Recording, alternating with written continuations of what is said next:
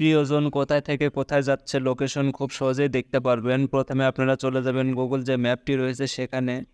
এখানে আসার পরে উপরে দেখতে পাচ্ছেন রয়েছে প্রোফাইল, এখানে ক্লিক করতে হবে। এখানে ক্লিক করব। এখানে ক্লিক করার পর এখানে কিন্তু অনেকগুলো অপশন রয়েছে।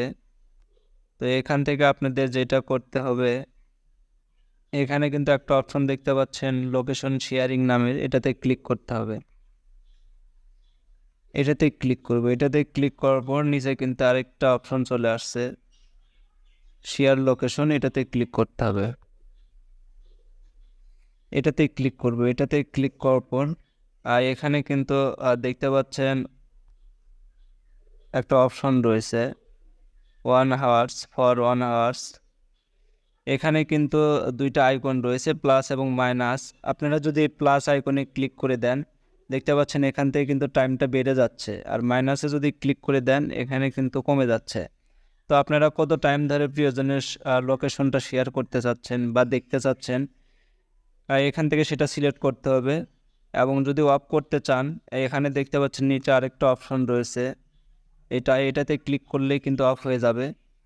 তো আপনার ফোনে সেভ করা কিন্তু নাম্বারগুলো রয়েছে, তো এইদিকে স্ক্রল করবেন, একপাশে এই অপশনগুলো একপাশে ঠেলে দিবেন।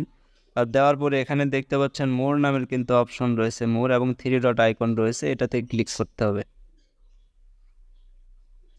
এটাতে ক্লিক করবে। এটাতে ক্লিক করার পর যে ব্যক্তির লোকেশন আপনি দেখতে চাচ্ছেন সেই নাম্বারটির উপর ক্লিক করে দিবেন।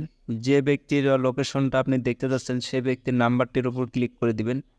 তো আমি এই ব্যক্তির নাম্বারটির উপর ক্লিক করব এবং এখানে দেখতে পাচ্ছেন শেয়ার নামের অপশন রয়েছে, অবশ্যই শেয়ারে ক্লিক করে দিব।